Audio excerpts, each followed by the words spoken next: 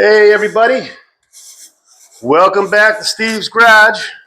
Another beautiful day here in New England, and we're carrying on with our gas tank installation in the old 29 Model A Ford Roadster here.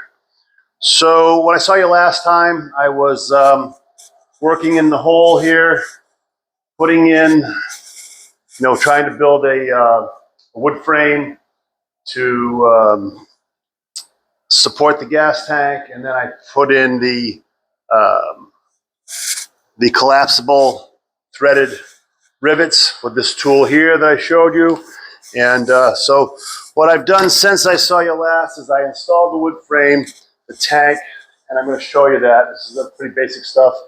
And then today we're going to put in the filler hole, which is pretty complex, and it's a one-shot deal. So if anything goes wrong, it's going to be a nightmare. So that's it. So without any further ado, let me show you what we've done, what we're going to do, and we'll go from there. Thanks for coming back, everybody. Thanks for all the great comments. And we're getting more and more subscribers. We're heading for 900 now, so it's all going well. So thanks for coming back.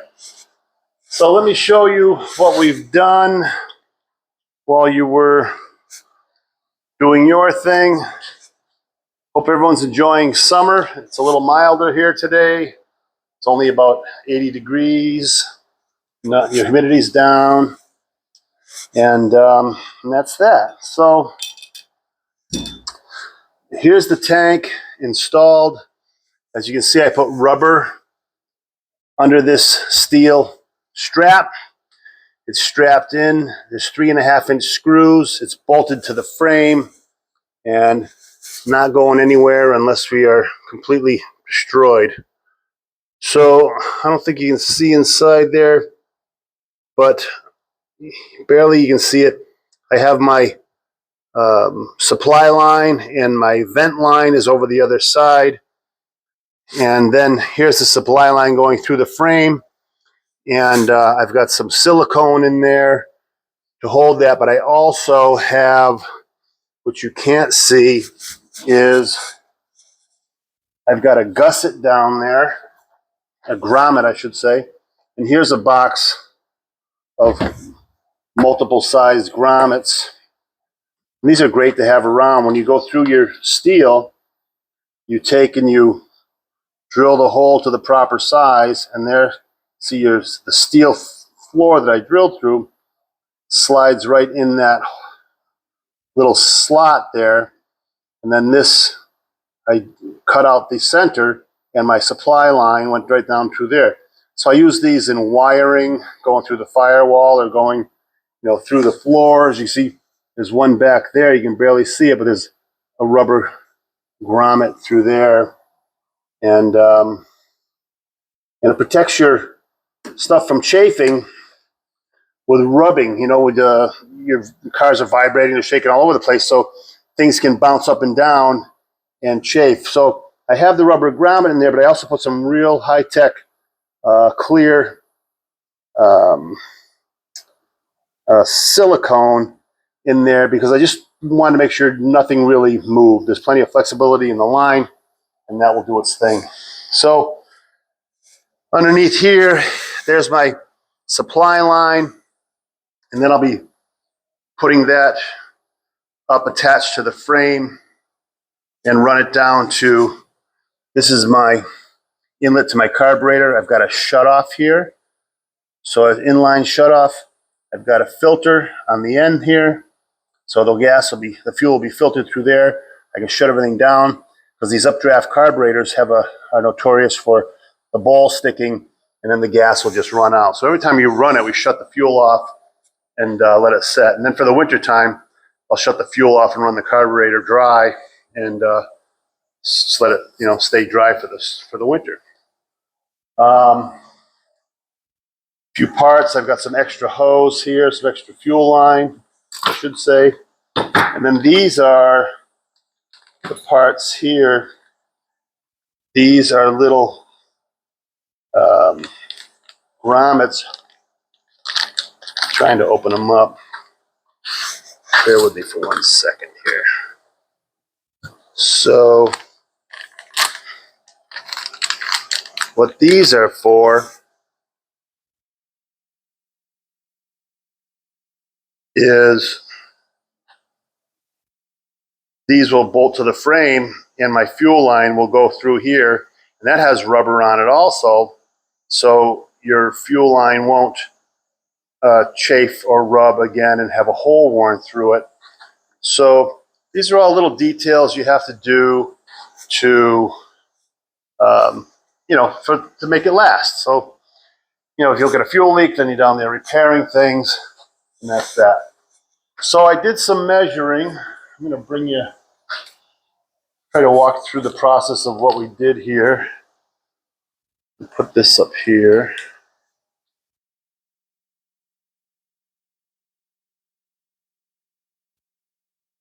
And I will adjust this. So what I did is I put a level on here, all right? And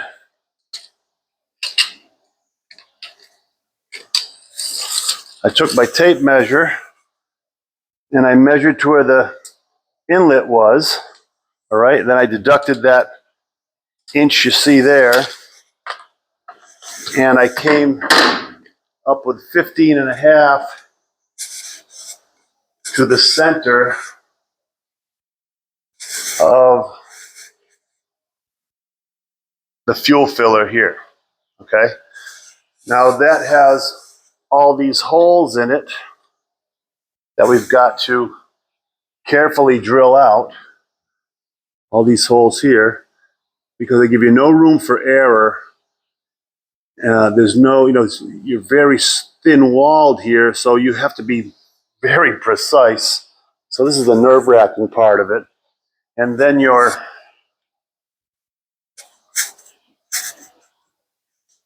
this is the bottom that goes on, and these are threaded holes.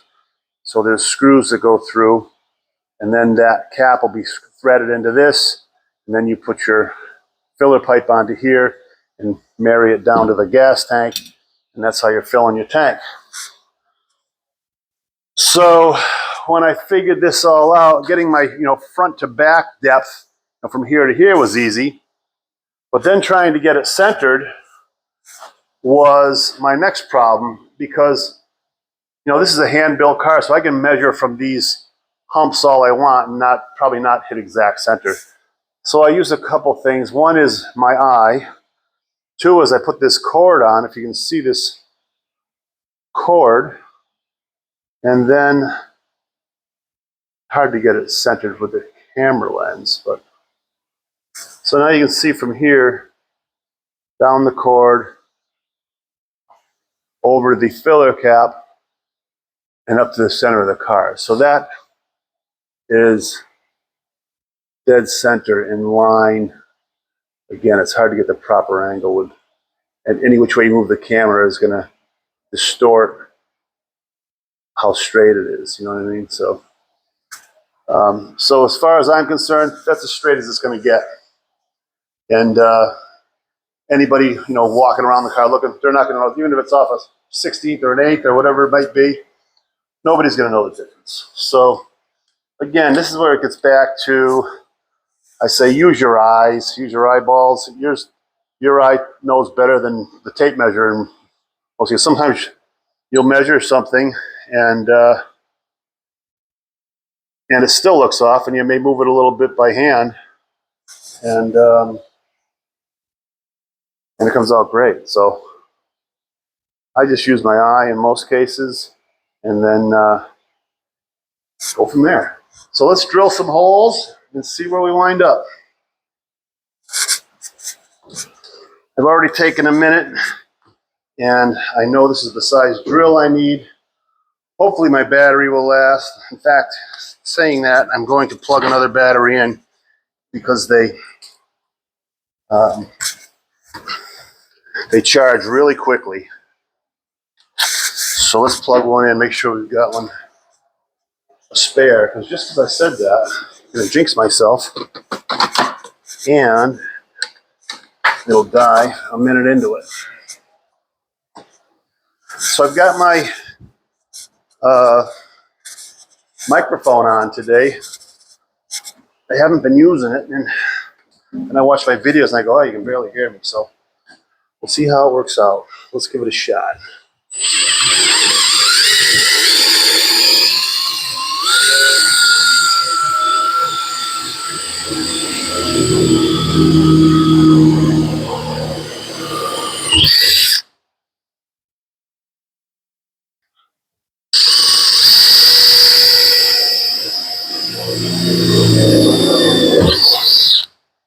All right, what I'm going to do is put 2 screws down through those holes so it holds it in place.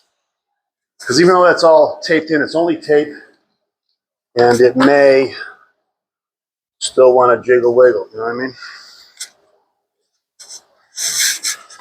So we'll put 2 in.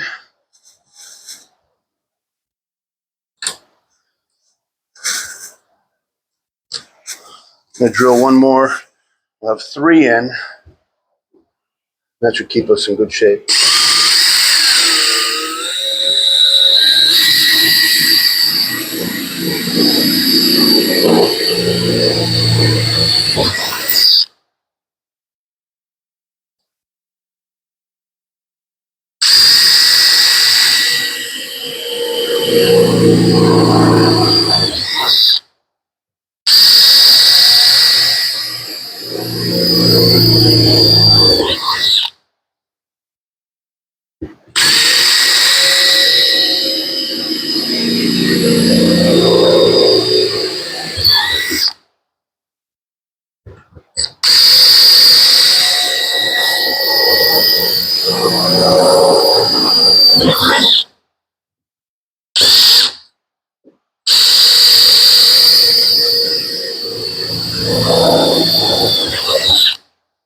Nerves of steel, boys. Just do it. Of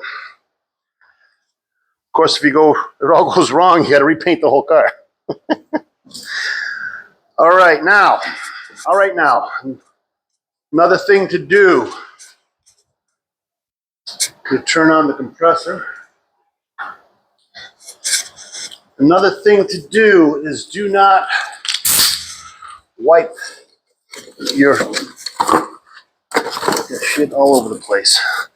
Do not wipe your drillings with a rag. Blow everything off.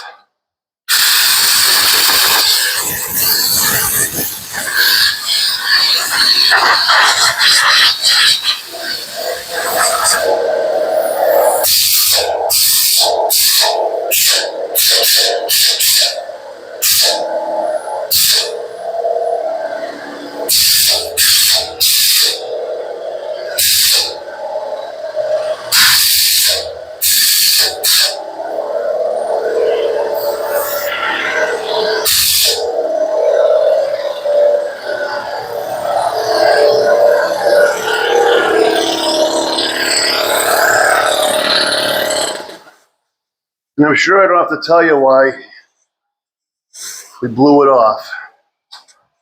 Because if you take a rag and try to wipe that away, you're going to scratch that beautiful paint job. So let's not do that. All right. Next thing we're going to do is remove that. Now we've got all our holes drilled. So we're good to go. All right. Didn't miss any. Everything fits in nice. Perfect.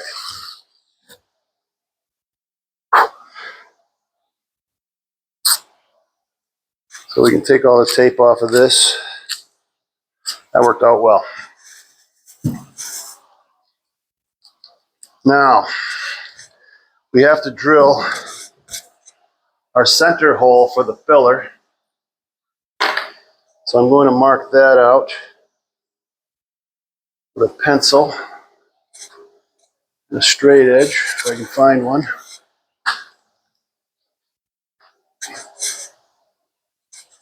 Now I looked up aluminum.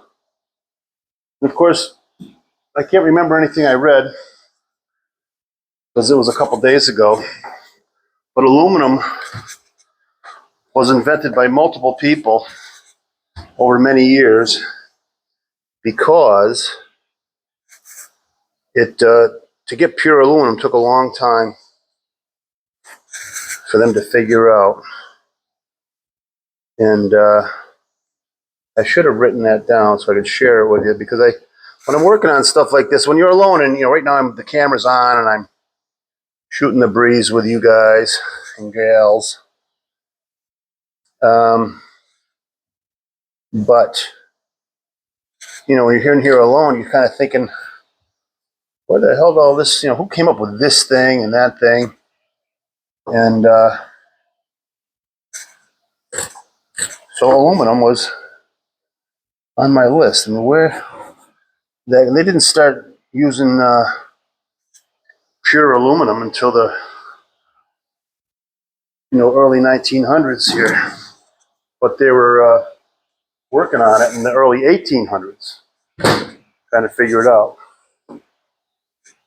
So look it up and you can find out more. But I found it interesting, how long has aluminum been in play here? Not really that long, about 100 years. So I just put a series of lines on so I could figure out where the center is, and I'm going to drill a hole in here, and this piece will come up from the bottom, right? And that it'll be like this, and that will screw into the bottom. We have these gaskets, and be able to put gasoline in. So let's get the camera back in place. I hope you're all working on your projects, finding some time. It's fun stuff, everybody always says, what drives you to do this? And I said, my car. No. It's fun. It's something to do. It's a hobby. And if you're doing all the labor yourself, we all know that the money is in the labor. So if you're hiring people, well, hell, I wouldn't be doing this.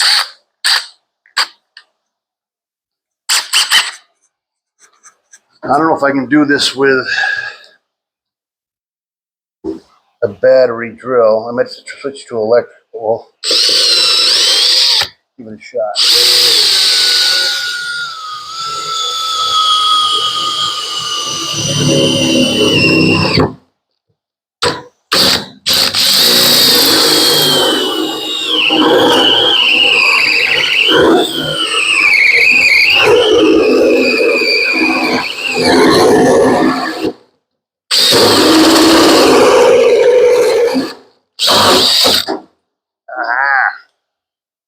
Perfect. And the bung fell out, so that's good. All right, so one more time, we will blow this thing off.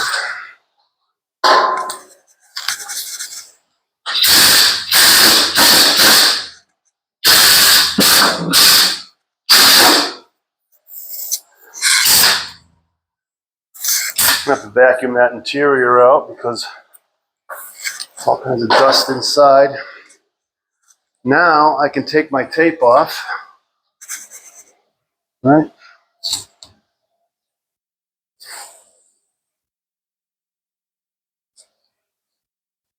Another thing that I wanted to do was make sure that I drilled slow and did not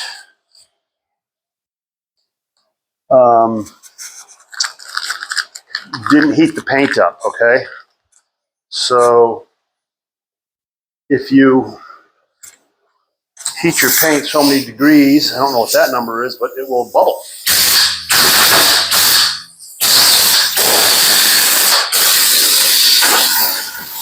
It it will bubble and burn.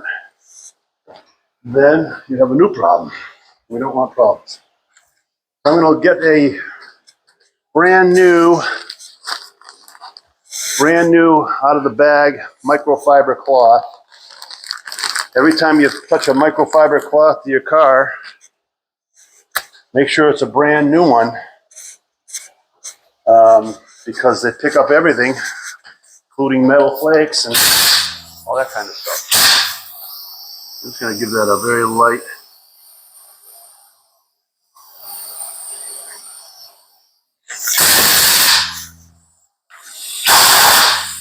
And that's it.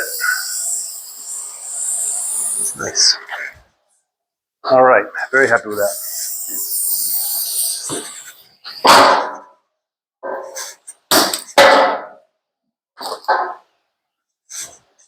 Now, the trick will be getting your first screw started.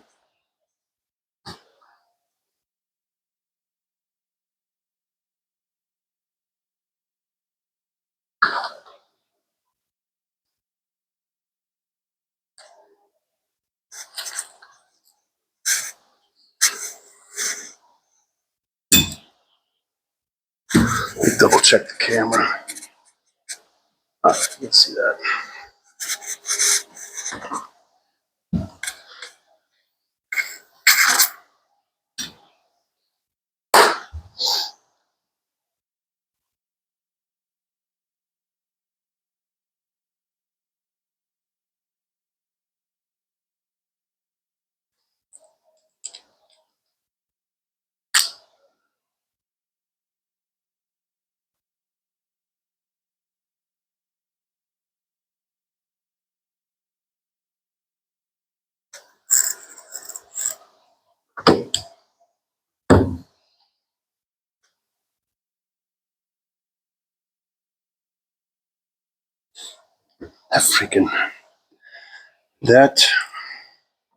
This looks so ugly in the car.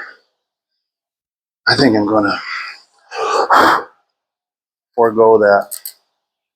I like it better when it's touching right down to the paint. It's aluminum, so I don't think it'll be an issue. I hope it won't be an issue.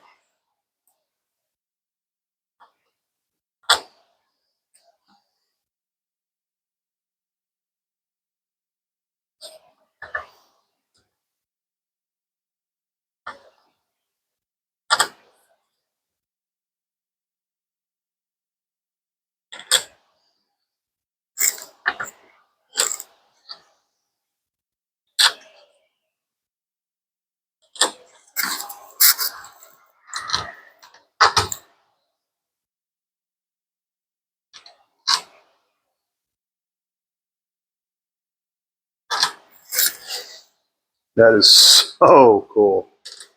Oh my God.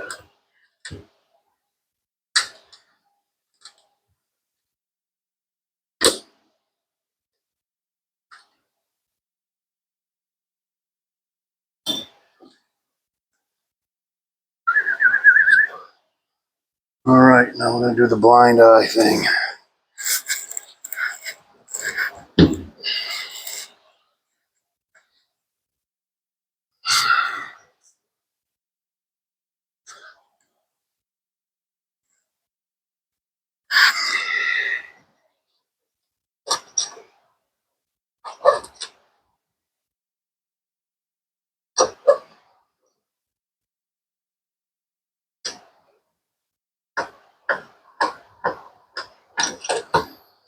All right, I get my first one started, but I have to get a Allen screw or an Allen wrench because it's much easier to work that way.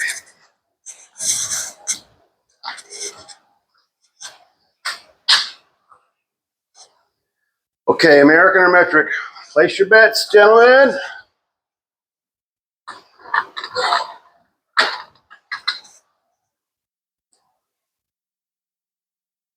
Metric. It is 4 millimeters. I saw that coming.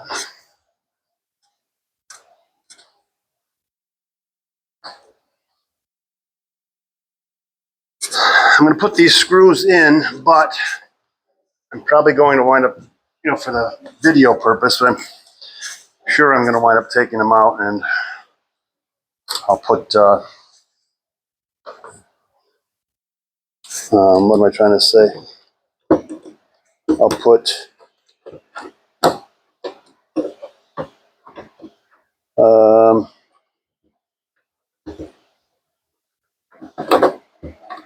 thread lock on them. This is not going to be easy, is it?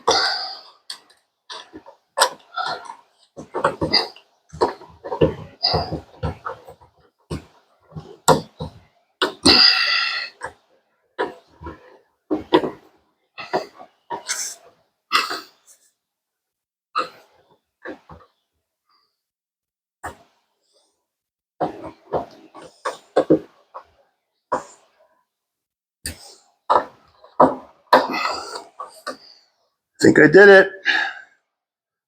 I'm lined up.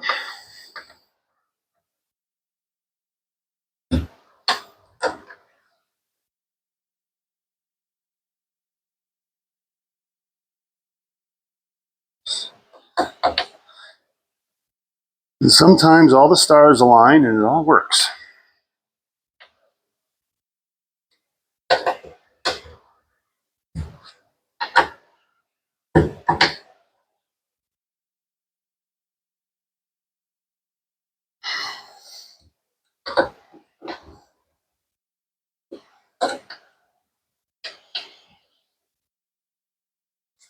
That is beautiful. So to show you how it works, this pops up like that. It opens like that. You put your petrol in. And this little O-ring goes there. So, bang, boom, boom. How nice is that, everybody?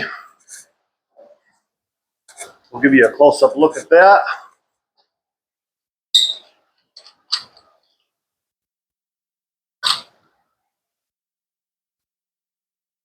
There it is.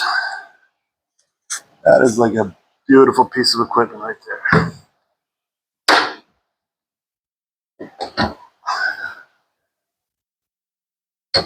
Put your gas in.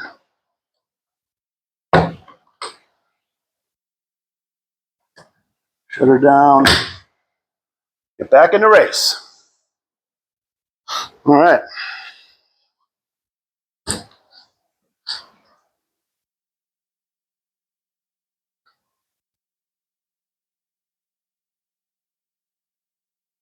Very cool.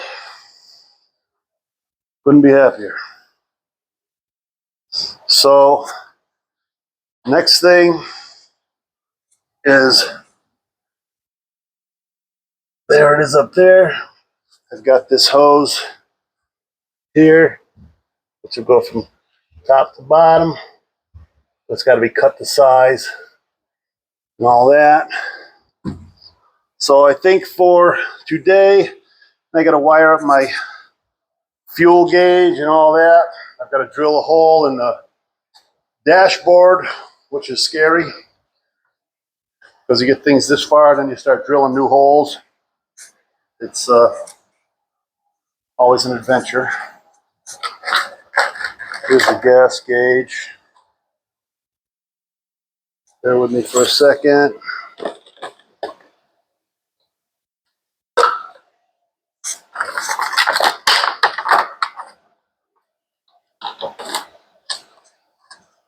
Or should we say fuel gauge, right?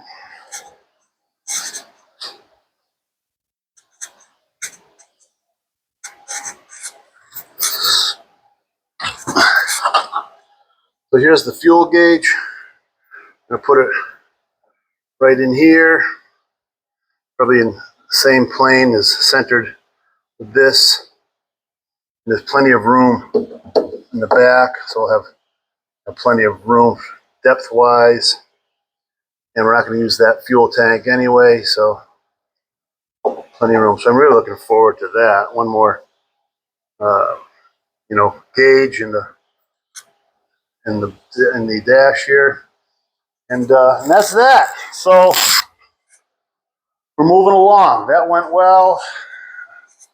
You could have witnessed a disaster on camera, but we don't want that, obviously. But you never know how these things are going to go. It's always, there's a lot of guesswork, and there's a lot of luck. So I base my car construction mainly on luck. And that's the truth. So I couldn't be happier with that. That is a really cool look for the car. I think it adds a lot to it. And that's that. So I hope you're enjoying the videos. We do have a 1935 Ford outside that I'm going to be bringing in. In fact, we'll take a walk outside. I'll show you before we wrap this video up. Why not? Show you what's going on outside here.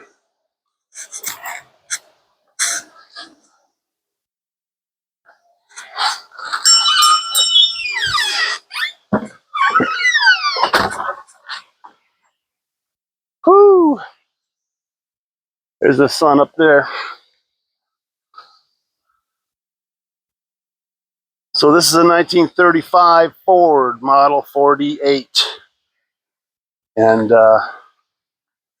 it's a beauty on the inside. Check this out. Regular disaster.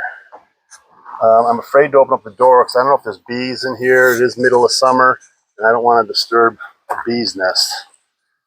I'm not going to lift the hood. It still has, it's all original. Still has the 21 stud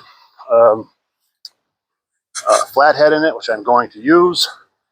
And right now my plan is to start by taking all the fenders off and see what it looks like without the fenders and the running boards. And then I am going to modify this whole area here, and I'm going to leave you hanging on that one. So I got a bunch of plans for it. This is going to be the winter project, and the reason I have to do it in the winter is I get to get rid of a bunch of cars that I put in storage. So it will give me working room in the shop here, and it's all about working room. Plus, when you get rid of the cars, you don't have all the dust, and if you're painting and priming and that kind of thing, it will. You don't want to dirty up your cars, So that's that. So I hope you're as excited as I am for that. That's it. So we're in the middle of summer. It's been great. We've been to, if you look at my videos, we have a couple of car shows I've been to, and Cars and Coffee on Sunday mornings. Went to a friend of mine's 80th birthday, and he has a couple of 32s, and they're in a couple of my videos. And we had a real ball. It was beautiful. It was a hot day, but we all sat in the shade and had some drinks and ate some great food, and we had a blast. A bunch of car guys there, and it was just a lot of fun. So on that note, I'm going to let you all go. Thanks for coming back. I try to do my videos in real time. I don't do the fast forward thing only because I don't know how. So I just kind of got to dig through. Hope you're finding them interesting. Like, subscribe, please. Share them with your buddies. And send me a comment or two. Let me know what you think. What do you think of the filler? I think it's pretty cool myself. So I think we're in good shape. So have a great day, everyone. Today is Thursday. Tomorrow is Friday, and the weekend's here. And looks like we're going to have a nice weekend here in New England anyway. So stay out of the hot weather and cool down. Say hi to your friends for me. All right. Have a good one, guys. See you later.